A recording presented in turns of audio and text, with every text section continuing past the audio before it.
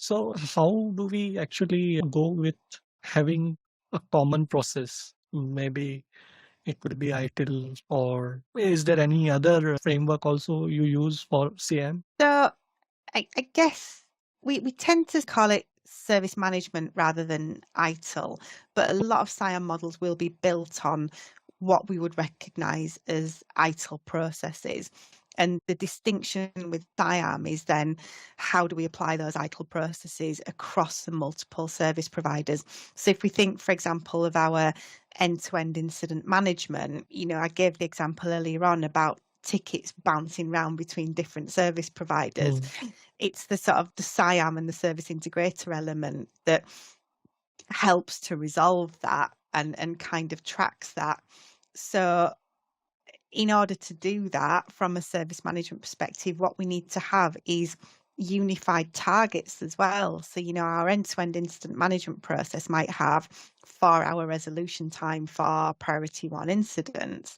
But in order for that to be effective, all of the different service providers have to understand that and have to engage. So, for example, if that ticket does go to a service provider and they say, actually, this isn't us, we think it's company B over there, they need to be turning that around incredibly quickly. They can't sit on that for 2 hours because when that goes then to the second service provider, they've only got 2 hours left of this 4-hour resolution time. So the nested targets need to be there. And again, it's just setting those expectations. So problem management is another one. The service integrator will be active in trying to resolve things that, maybe it's not clear where the problem is. We need multiple service providers involved with this. But again, the service providers themselves, some of them may be working with ITIL processes and they've got problem records and a known error database.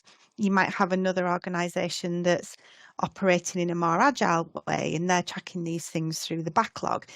Again, it shouldn't matter as long as they're plugging that information into the end-to-end process. And I worked for our National Health Service it's going back a few years now, but in their SIAM model, and what I was doing was sitting down, whether it was weekly, bi-weekly, because something had happened, with multiple service providers around the table, CSC, Fujitsu, Accenture, and having that conversation, having that understanding of, this is the information we need. What are you working on? How does that link to what this team's doing over here? Service management processes that we would all recognise, but they're not forced onto the service providers. The service providers, they can work however they want as long as they have these hooks back in. And as you said, the more we can automate these hooks, the more we can make this simple, the more efficient our SIAM model will be.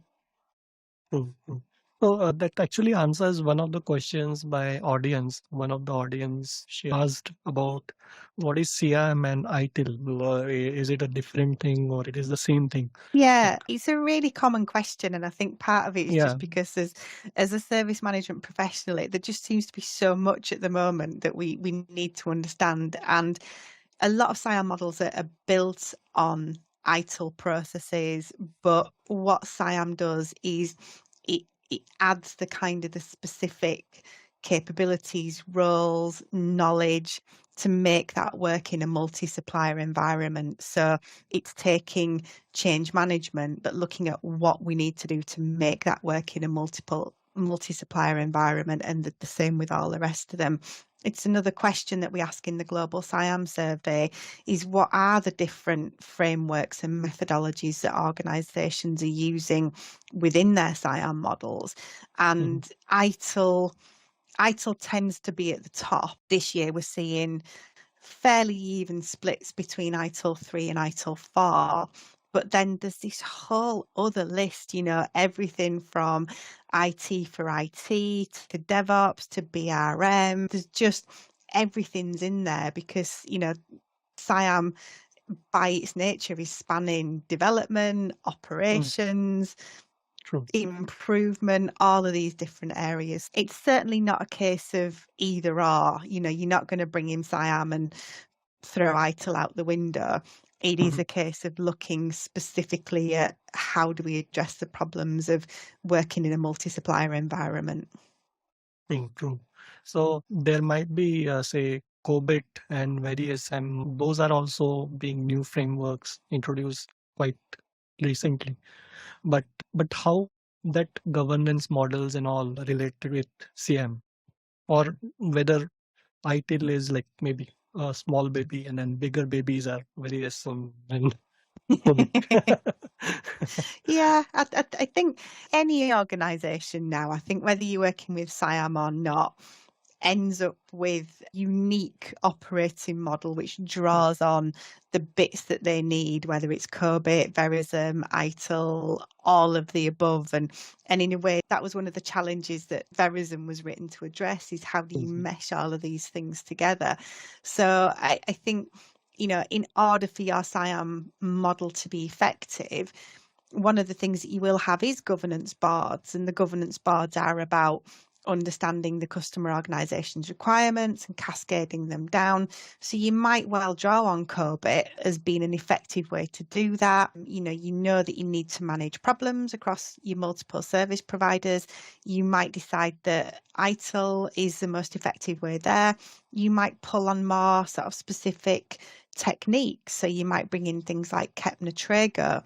So that there will be lots of different inputs, and I think it is one of the real challenges for all of us as service management professionals is just trying to stay current in a way, but also stay effective, because if there's something out there that would really help your client or your customer, then we need to try and be aware of it. But it can feel overwhelming, and I do think sometimes people say, okay, so if I'm doing DevOps, I can't do ITIL, and in fact it's a case of, well, you'll be using little bits of everything.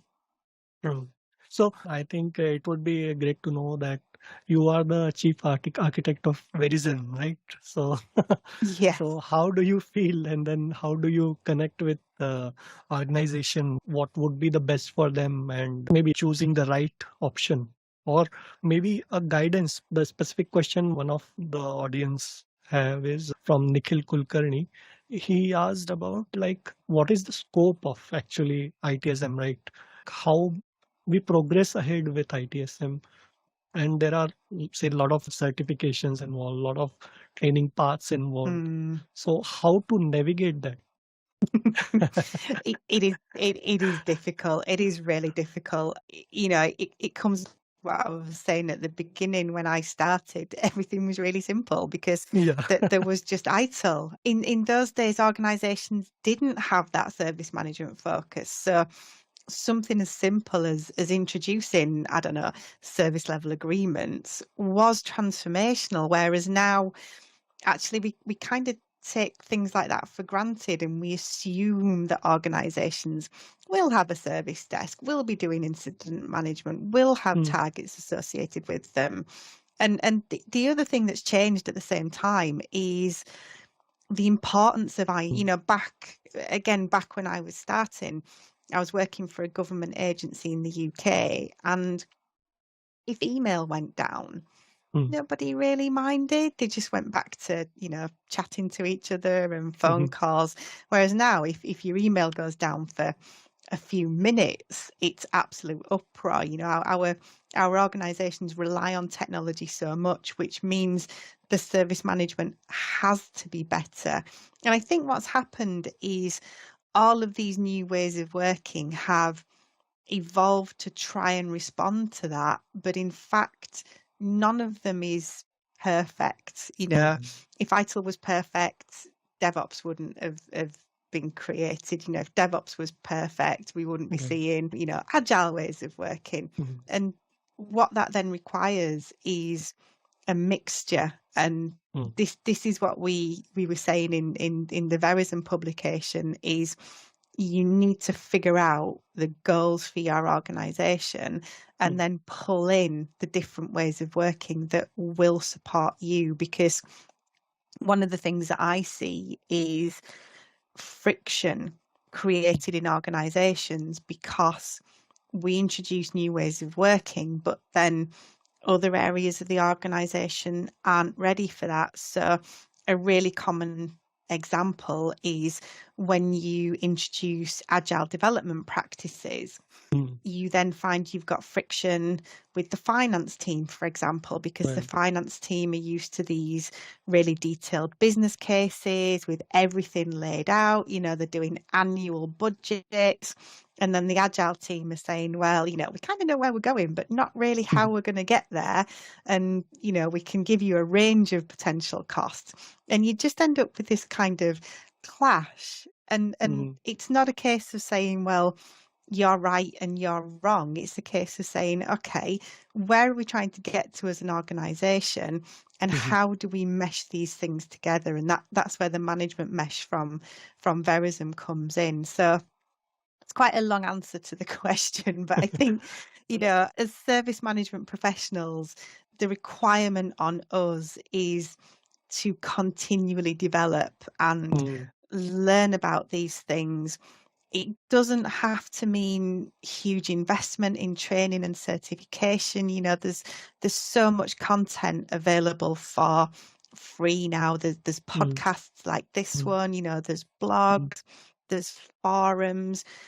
Just be open to new ideas. And Mm. when you see something that makes you think, oh, actually that could be really helpful, Mhm. that's when you kind of dive in and spend a little bit more time. It does feel overwhelming, but Mm. it's not the case that you have to spend 3 days a week every week in a training Mm. course. It's just a case Right. of stay curious, keep Mm. learning, and you will find these things that you think, oh, that's the thing that I need for my customer. True. Yeah. So continuous and continual learning is more important. Yeah, Mm. absolutely. Right. So, it's a best advice for the IT professionals here, right? So now we come towards technology again from the processes. In the technologies area now, there is a dawn of artificial intelligence, NLP, Hmm. and then multiple models, prediction models. How actually SIAM addresses that? Because there are multiple people involved already, multiple industries, multiple vendors. So how it introduce AI?